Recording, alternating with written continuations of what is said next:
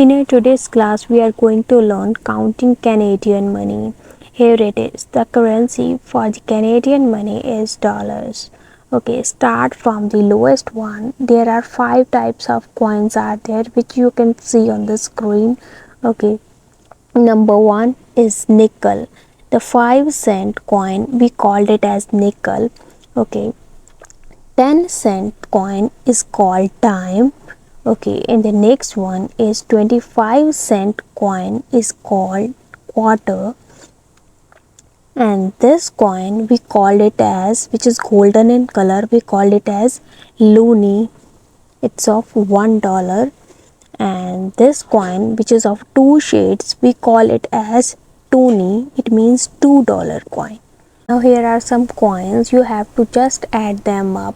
Okay, the coin which is golden in color, this is called loonie. Loonie means $1. Okay, $1 plus $1 makes $2. So I am writing here 2.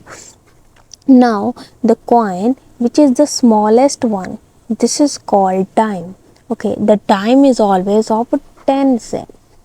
Okay, the dime is of 10 cents. Okay, and the coin which is little one bigger than this one is called nickel, but this coin is a larger one. Okay, this is dime.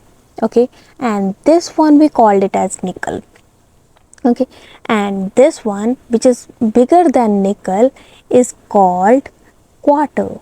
Okay, and the quarter is always of 25 cents. As we have already learned it, the quarter is of 25 cents. Now 25 is repeating how many times? It means a quarter is how many times? 1, 2, 3 and 4.